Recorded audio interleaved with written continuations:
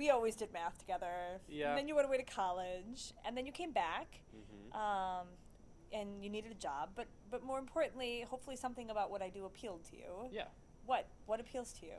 Well, like you said, we've always done math together, and I think you were really what I would call my first math teacher. I remember asking you still a question about E way back in the day when I was in elementary school, and you launched into this like hour-long explanation about transcendental numbers, and then it turned out that I was just asking about the capital E on the scientific calculator. And I suppose that that attitude of, explaining something in depth as a way of inspiring and motivating people kind of stayed with me. And I took that to college. I did some tutoring there, and I really found it to be rewarding work. It's really nice to be able to impart something that you're passionate about to someone else. Yeah. So when I came back, it seemed like a natural continuation of what I've been doing. Yeah. To keep doing it. So how do you handle the students that are not passionate? Good question. So mostly I try to connect the material to something that they care about. That seems like the best approach. So I'll ask them questions about what they do in their spare time as a segue into what we have to do for homework in our time together, for example. And it varies from student to student. Sometimes that can look very different from, Yeah. from case to case. Yeah. So you've watched me tutor a little bit. Do you get anything from that you then try to bring into your own tutoring? What do you make of this whole Ferguson tutoring philosophy that's different than just a bunch of people that get together to do some tutoring? Right. So my take on it is that you go for a much more personal approach than most tutoring companies and tutors go for. It's not just memorizing facts and formulas that you try to regurgitate on the test. You try to integrate all of the concepts that they have to know into a personalized understanding of the material for them. That again relates to things that they're passionate about and that they care about. Yeah. How do you help build confidence in your students? So the main thing I do, especially with mathematics, is I give them a set of examples that they know well and that they can work on their own, that they can always come back to if they feel lost in a problem. So as I could give you some concrete examples, but essentially the idea is that anytime you see a problem on a test, you know that you've seen something similar before, mostly. So if I give them a set of examples that they're confident that they understand, that they can always relate things back to, that helps a lot when they go into a situation where they're being tested. Typically in a math class, you're going to have various categories and concepts that are going to be tested in various permutations on the test, right? So if you know these categories well, and if you're able to identify them by looking at the question, then that'll give you a big hint as to how to proceed. Yeah. It'll definitely boost confidence as a result. Yeah, you know what's coming even if you've never seen that question before. Exactly, right. Yeah, it's got to be one of these. Yeah. Let's There's eliminate until we get to one concept and then jump in with what we know and force it to happen. Exactly, right. Yeah, fantastic. Fantastic. What are your plans? Well, at the moment, I don't have anything too definite beyond the fact that I'm considering grad school in the next year or two. What are you loving? In physics. I did my undergrad in physics and I really loved it. So definitely would be a continuation of that. I like physics because it is a wonderful way of studying mathematics without feeling like you're adrift in a sea of abstraction. It's a connection between the mathematics that I'm passionate about and that I love and the world around us. So I try to impart that attitude to my students as well, where the things that you're studying don't have to be disconnected from your life or the world. Yeah.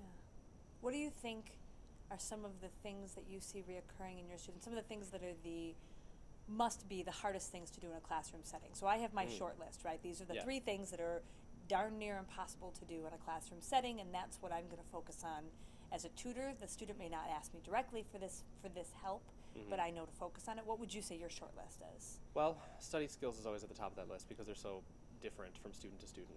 It's very difficult to direct students how to study in a classroom setting. So that's one thing.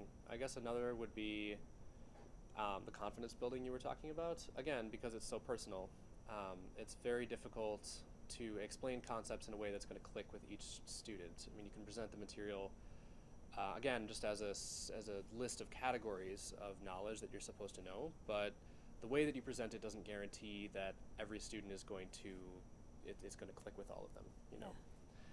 And I guess those are the main two things that come to mind. And then what about, I have my short list for math. Sure. Do you have a short list for math? Just like specific topics, you mean? Well, not necessarily Or- topics. So I would say relating the algebra to the geometry is something that's very difficult to do in a classroom setting. Okay. It's doable, but Yeah. many teachers aren't able to jump back and forth between algebra and geometry. But it opens up a world of understanding when you can view a problem two different ways because learning styles are so different. Yeah. So I always start off a math tutoring relationship by saying, you may not specifically ask me to cover this or that, but one of the things I'm going to focus on is helping you see things both algebraically and geometrically, no matter what, because I know it's hard to do. The other thing I would say that's really hard to do in a classroom setting is notation. Either you use it well and correctly, which a lot of teachers do, but you don't have time to explain what you're doing, Right. or you don't use it quite as well, and either way you end up confusing students often. Yeah.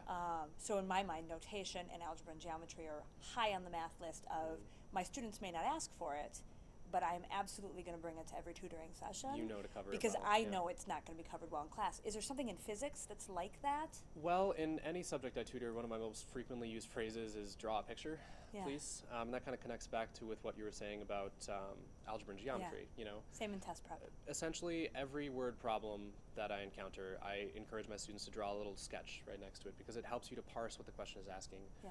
And it helps you to begin drawing equations from it, you know, and that also connects to the notational aspect of it, where Yes.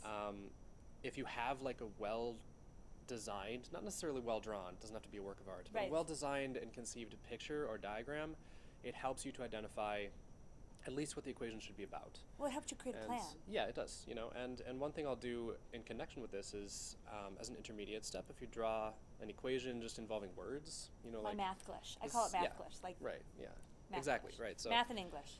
little sentence equals other little sentence or sentence fragments. Yep. And then you just work from there using your picture to interpret the words. Yes, so you know, I tell so students that's- we create a plan, usually with a picture. Yeah. We create our math glish to write out what our plan is. We hunker down into notation, and the math is the last thing that we do. It's the tool with which we Right. use to figure out what the notation is saying. Exactly. And this is something that I find myself doing, you know, I'm studying for the GRE right now a lot, and this is something that I do even for myself, even now, all the time. The other thing I think is notation, like you said. It's just such it can be such a stumbling block if Yeah. you're not familiar with the abstractions that are being introduced.